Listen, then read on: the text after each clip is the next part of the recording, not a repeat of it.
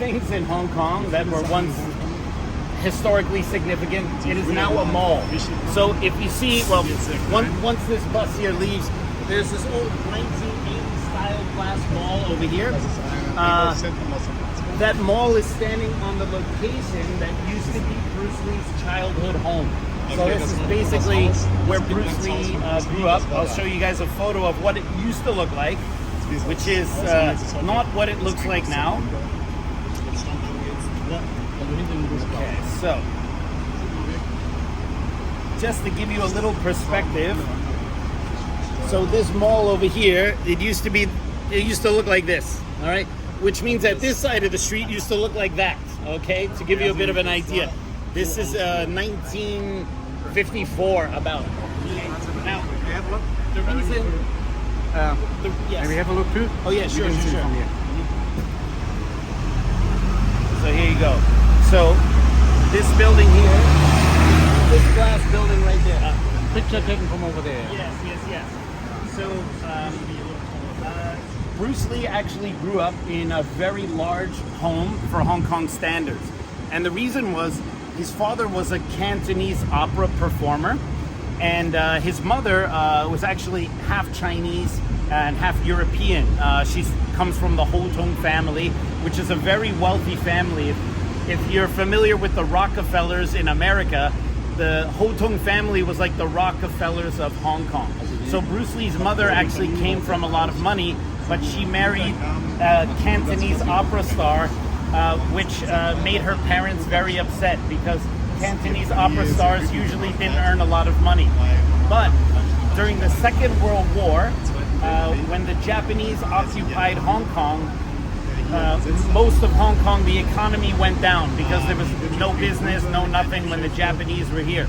However, the Japanese really like Cantonese opera. So during the time of the Japanese occupation, Bruce Lee's father, who was an opera performer, was hired by the Japanese to sing Cantonese opera for the Japanese. So he was one of the few people who had employment during the Japanese occupation.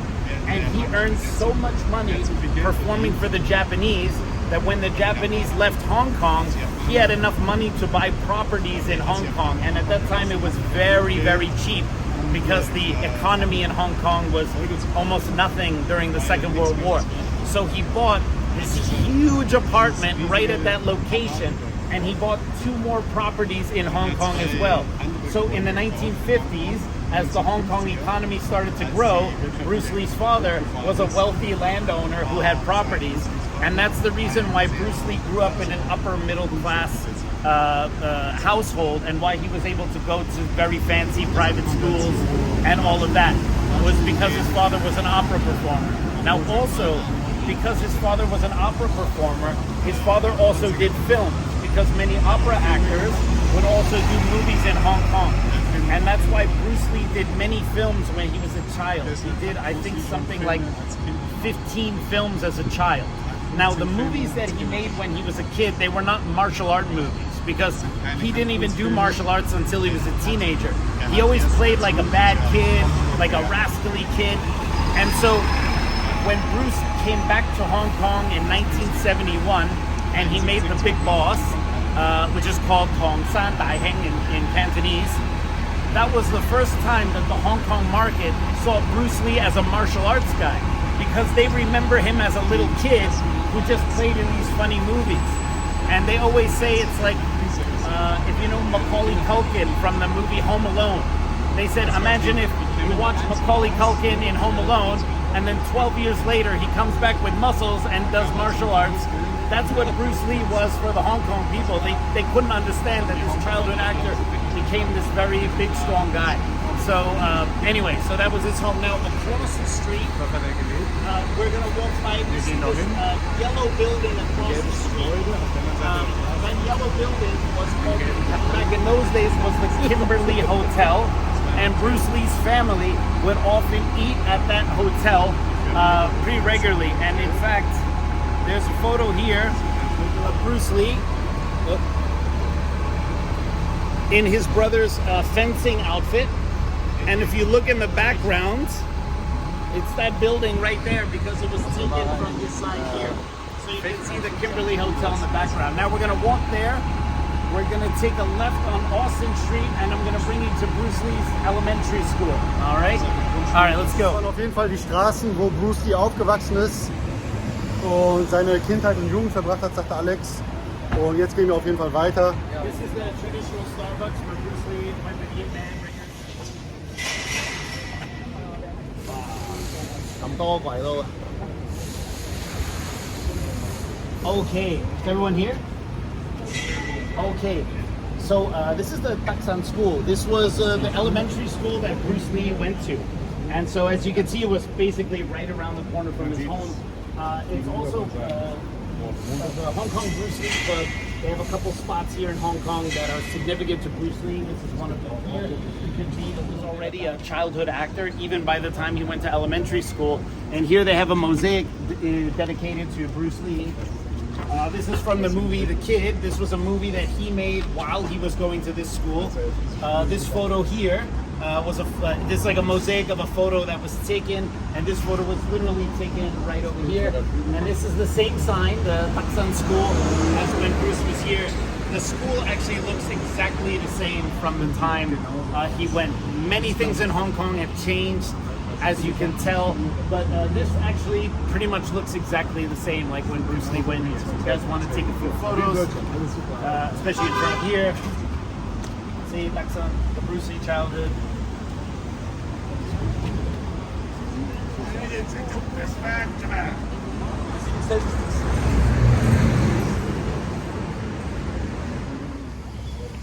Okay, is everyone doing okay? We're gonna take a break in a little bit. Most of you probably know this is Kowloon Park. Kowloon Park is like the central park of Kowloon. And if any of you guys want to go swimming, they have a public pool right over here. And with your Octopus card, it's about like $3 to use the public pool.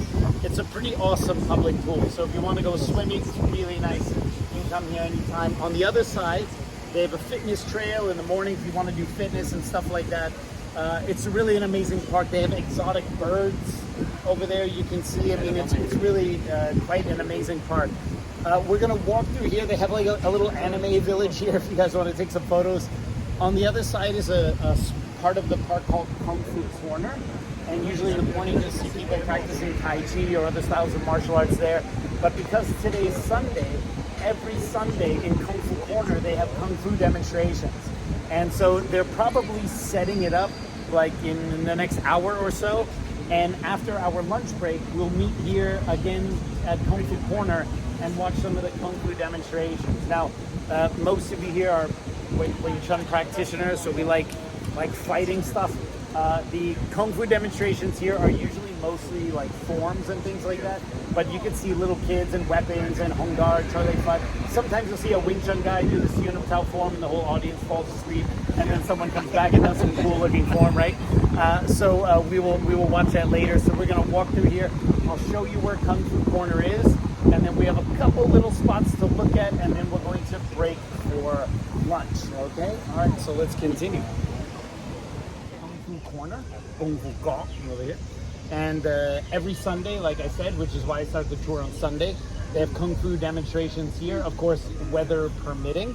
And we're going to watch them after our lunch break.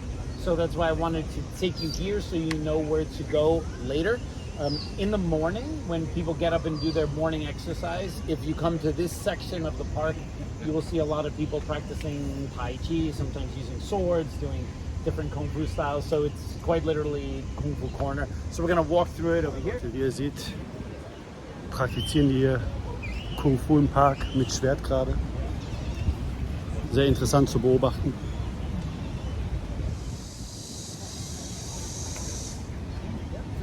So you see here is the sign, every Sunday from 2:30 to 4:30 they have the demonstrations, they're here. So after we break for lunch, we're going to meet right here at around 2:30, and then you can watch the Kung Fu demonstrations. And you can stay as long as you want. If you just want to watch one or two of them and leave, that's fine. If you want to stay for the whole thing, that's totally up to you. after that, then we're gonna have a little bit of a break today, and I'll tell you guys this a little bit later. And then we will meet again at the Jordan Station, entrance A at 6 p.m. tonight, and then we're gonna go down to TST, Tsimsha and take a look at the pier and the Bruce Lee statue and all of that. We have a couple more things that I'm gonna show you over here, and then we're going to break for lunch. Usually we go to the I Square Mall because they have a big food court. Because we have a large group, it's not really reasonable for us all to go to one restaurant together. So when we break, I'll show you guys the mall. They have a food court with Chinese restaurants, Thai restaurants, all sorts of stuff. You can find whatever you like. And then we will meet here at 2:30 here in the park, okay? And if any of you guys need help finding anything, you just let me know in the WhatsApp. But we're going to continue. The demonstration will quite literally be right here in this corner. Does anyone have any questions before we continue? Okay, all right, so let's continue. Go back down to Nathan Road. You see this very large and narrow, tall mall over here. It's called The One. In 1971, that was not a modern mall. That was just a normal Hong Kong office building. And that was the location of Raymond Chow's first office for Golden Harvest Studios, the big movie studio that was launched mainly because of the films of Bruce Lee and then later Jackie Chan. So it was in that building, although, like I said, that building did not look like this in 1971, where Bruce Lee signed his 2-picture deal with Raymond Chow to make The Big Boss and Fist of Fury. He signed it for $15,000 US, 2-picture deal. So yes, that's $7,500 per film. That's all he had. Too much for the production. That was the biggest part of the budget. He signed with Raymond Chow mainly because when Bruce came back to Hong Kong in 1970, he wanted to make some films because he wasn't having any luck in the US. American movie studios did not want to hire a Chinese actor as the main lead. So he actually took advice from his friend James Coburn. James Coburn told him that he needed to do what Clint Eastwood did.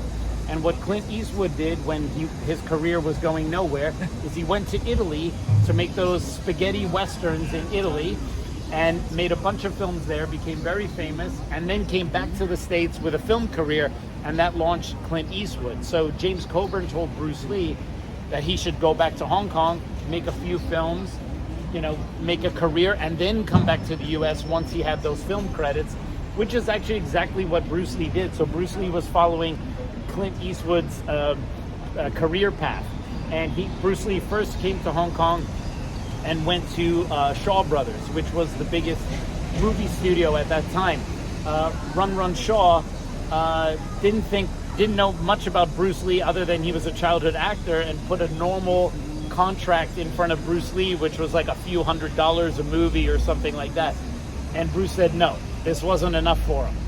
And then he left, and eventually Raymond Chow's son saw Bruce Lee on TV and said, "Hey Dad, you have to check this guy out." And that was the reason how Bruce Lee ended up signing the 2-picture deal with Raymond Chow. Now, what a lot of people don't know is Raymond Chow was a former employee of Shaw Brothers.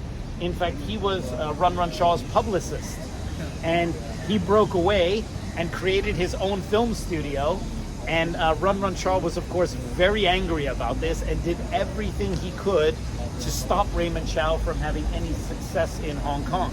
And at first, he was successful in stopping Raymond Chow. Raymond Chow made a couple movies, they weren't doing very well, and Golden Harvest was about to go under. And then Raymond Chow saw Bruce Lee and thought, I think maybe this guy might be good, signed him to a very cheap 2-picture deal, and the rest, as they say, was history. Based on those 2 movies, Golden Harvest was able to buy their own movie studio. So the movie studio that later became Golden Harvest, that was built on the strength of Bruce Lee's first 2 movies, which was really incredible considering that The Big Boss, Tong San Dai Heng, was such a low-budget movie with really no story. If not for Bruce Lee, that movie really wouldn't have been anything. And once Bruce had shot his 2 films, then he negotiated for his 3rd film, Way of the Dragon, to be his own film where he could write, produce, and direct in a co-production with Raymond Chow, and that then became Concord Productions. But yes, this was the building where it all began. All right, so we're gonna go down. We're going to continue down Nathan Road. I'm gonna show you guys Chungking Mansions. Chungking Mansions is if you guys need to exchange any cash, you should do it in the money changers at Chungking Mansions. Right in front of Chungking Mansions. In fact, I think it's, hold on, yes. So this building right over here, here in the corner, this is the building where Bruce Lee had his first fight after he was learning Wing Chun for about 4 months. His Sihing Wongsun convinced him to take a match with a practitioner of Choi Lei Fat. And the match was held on that rooftop right over there, this old building there in the corner. The gray one? Yes. And it was Bruce, it wasn't Bruce Lee's first fight, but it was Bruce Lee's first fight as a Wing Chun practitioner. And Wong Sun Leung was in his corner. And when Bruce first came out, the Choi Lei Fut guy was getting the better of Bruce for the first round. And he managed to knock down Bruce once and hit him a couple times. And Bruce was a little demotivated after the first round. And Wong Sun Leung told him, hey man, you got to go in there and punch the hell out of this guy. And out in the second round, Bruce went and beat the Choi Lei Fut guy in the second round. So even though he faced a little bit of adversity at the beginning of the fight, he eventually won, and that would be the first of many fights Bruce would have in Hong Kong. His last fight he would have was actually way over in Kowloon City near the old airport, and that was the fight which was part of the reason why Bruce had to leave Hong Kong. He got in a fight with a northern Shaolin practitioner. He was actually the Siheng for one of my good friends, Long Kai Meng, who's a master of northern Shaolin martial arts. A very old guy. I went and sat with him and he's like, oh, my Siheng was the last guy to fight Bruce Lee before Bruce Lee left Hong Kong. When Bruce fought that guy, Bruce got a black eye from that fight, which really annoyed him, but he knocked that other fighter out. The problem was that fighter from Northern Shaolin, his father was a police inspector. And so this was the reason why Bruce got in a lot of trouble for that fight. Bruce had been in trouble with the law a few times, but this was like the last straw. And that's why his father said, hey, you were born in the US, you have an American passport, here's $100, get the hell out of Hong Kong before you end up in jail. And that was the reason why Bruce had to leave. So that was the site of his first fight. His last fight was across town. And so, as they say, the rest is history. Okay, so let's continue. Yes, yes.